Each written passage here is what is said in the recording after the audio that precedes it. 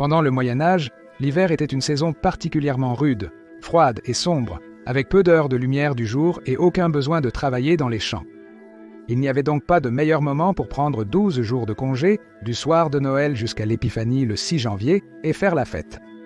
En dehors des services religieux obligatoires, les médiévaux passaient leur temps en festins, plaisirs et célébrations.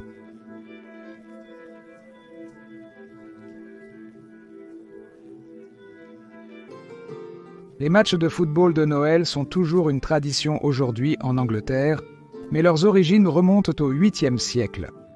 Le football médiéval était très différent de celui d'aujourd'hui, ressemblant plus à une bagarre violente sans règles qu'aux matchs organisés actuels. Des règles existaient, 2 buts étaient choisis, un à chaque extrémité d'une ville ou d'un village.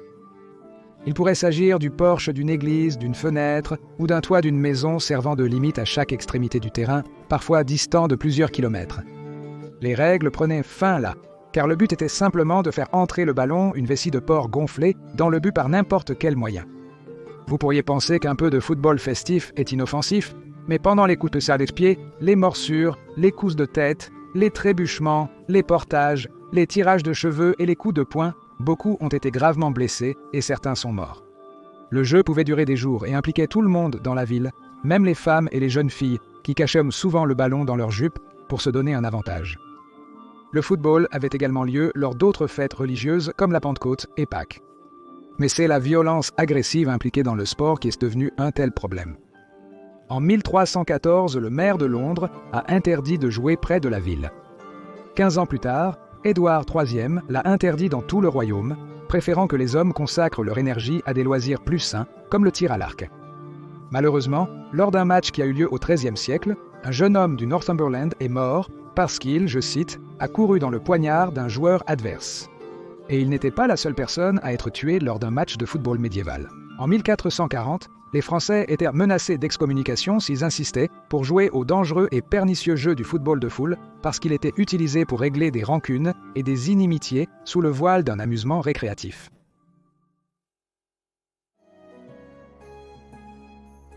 La moisson des mimes se déroulait pendant la période de Noël dans les régions nordiques de l'Europe.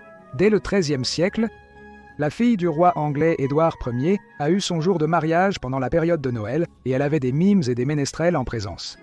Les mimes jouaient à des jeux dégoûtants et se déplaçaient en groupe, allant de maison en maison au milieu de la nuit. Certains portaient des masques effrayants, se faisant passer pour des fantômes ou d'autres créatures terrifiantes. Il y avait aussi des pièces de théâtre de mimes, spécialement écrites pour l'occasion et qui impliquaient généralement que quelqu'un meure puis ressuscite. Le jeu d'acteurs ridicules était plus axé sur les rôles que sur les scripts. Le roi Édouard III organisait des événements très extravagants avec des centaines d'invités. À Noël, 1338, il a commandé 86 masques simples, 14 masques à longue barbe, 15 têtes de baousse de babouin en lin, 12 aunes de toile pour une forêt, avec un pilori en bois et un tabouret de cuisine. À Noël, 9 ans après, il a commandé des déguisements plus élaborés pour que ses invités puissent se costumer et jouer ses pièces morales.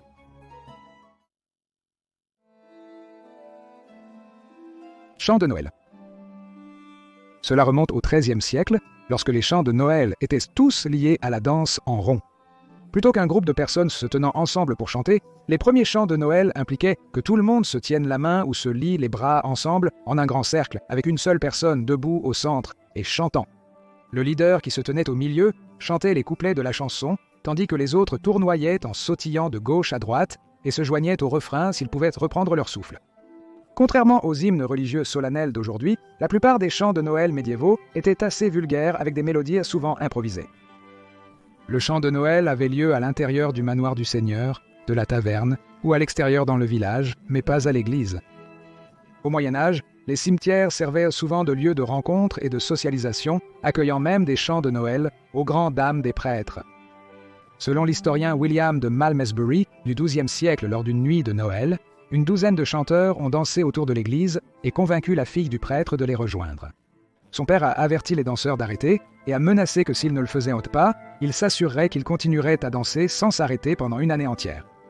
Sa malédiction a fonctionné, le groupe n'a pas pu cesser de danser et leurs mains se sont soudées ensemble. Le fils du prêtre a couru dehors pour essayer de sauver sa sœur, mais quand il a attrapé son bras, il s'est cassé comme une brindille pourrie.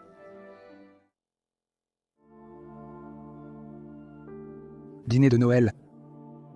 Il y avait généralement une maison de maître située au milieu des terres d'un seigneur pour l'usage exclusif de lui-même et de sa famille.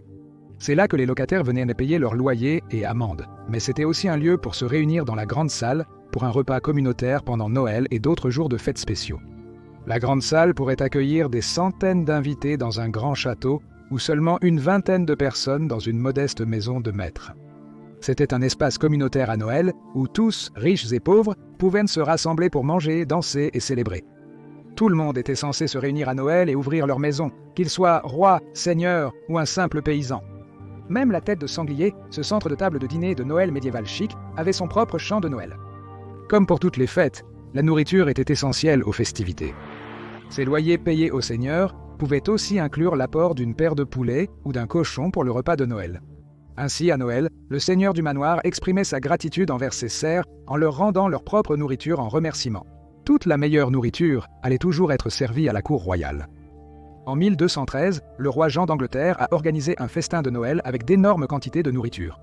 Une commande comprenait 24 têtes de vin, 200 têtes de porc, 1000 poules, 50 livres de poivre, 2 livres de safran et 100 livres d'amandes.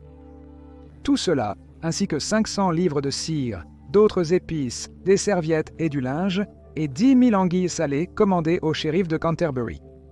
Même ceux des petites maisons mangeaient bien à Noël. L'évêque de Hereford, Richard de Swinfield, a reçu 41 invités chez lui en 1289. Ils ont pris 3 repas en une journée et ont dîné sur 2 carcasses et 3 quarts de bœuf, 2 veaux, 4 biches, 4 cochons, 60 volailles, 2 oies, du pain et du fromage. Ils ont également réussi à boire 40 gallons, chacun de vin rouge et blanc. Après tout ce manger et boire, il est compréhensible que personne n'ait pu garder une trace de la quantité de bière ingurgitée. Si un seigneur ne pouvait pas accueillir tous ses locataires pour un repas de Noël somptueux, il pourrait plutôt leur fournir des provisions à déguster chez eux. Dans un manoir du Somerset au XIIIe siècle, un berger a reçu un pain et un plat de viande la veille de Noël. Son chien aurait un pain à Noël. Dans le même manoir, 3 autres locataires partageaient 2 pains, un plat de bœuf et de bacon à la moutarde, un poulet, du fromage, du combustible pour cuisiner et bien sûr, autant de bière qu'ils pouvaient boire durant la journée.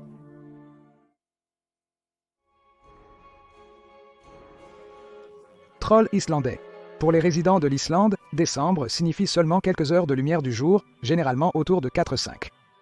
Pour les médiévaux islandais, cela signifiait de longues nuits froides et une période de danger où ils croyaient que des créatures maléfiques erraient sur la terre. Les sagas islandaises relatent d'étranges événements survenus lors du festival de Yule. Dans une saga, un fermier invite tous ses voisins à un banquet de Noël, seulement pour que plusieurs fantômes arrivent également et causent moins des problèmes. L'esprit festif a secoué la boue de leurs vêtements, aspergeant les autres invités.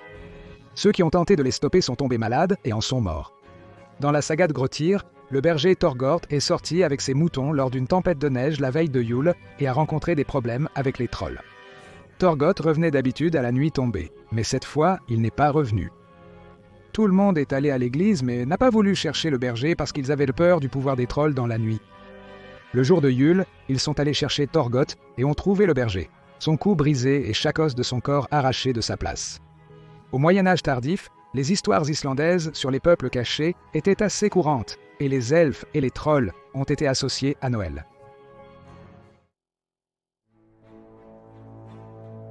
Joutes. Pendant le milieu des années 1330, les Anglais et les Écossais ont développé des joutes de guerre dans les marches d'Écosse. Ces dernières n'étaient pas seulement pour le divertissement et le sport, mais plutôt des combats à mort avec des lances d'acier aiguisées.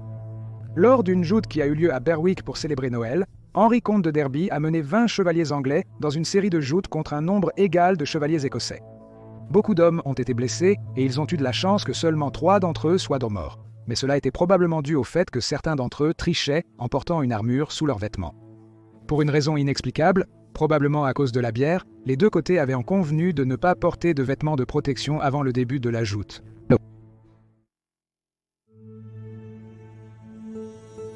La bûche de Noël. Cette tradition médiévale a probablement pris naissance en Scandinavie et était une coutume païenne qui a été absorbée dans le Noël chrétien. Le feu de Noël serait allumé la veille avec la bûche de l'an passé. Un arbre serait choisi avec beaucoup de soin et traîné dans la maison. Puis la plus grande extrémité serait placée dans le feu pour brûler. Le reste de l'arbre resterait dans la pièce et serait lentement brûlé dans le feu durant les 12 jours de Noël. Mais il fallait aussi juger soigneusement quand retirer la bûche du feu, afin qu'il en reste suffisamment pour allumer le feu de Noël de l'année suivante. Dans certaines régions, on plaçait l'extrémité de la bûche de Noël sous le lit du chef de famille, croyant qu'elle détenait des pouvoirs surnaturels pour arrêter les incendies et les coups de foudre. Nous sommes maintenant heureux de déguster une délicieuse bûche au chocolat plutôt qu'un arbre enflammé sur le sol du salon. Certaines des traditions qui sont encore populaires aujourd'hui ont leurs racines dans les coutumes de Noël étranges et merveilleuses qui ont commencé au Moyen Âge, et il ne nous reste plus qu'à souhaiter à tous nos merveilleux médiévistes un joyeux Noël et une très bonne année.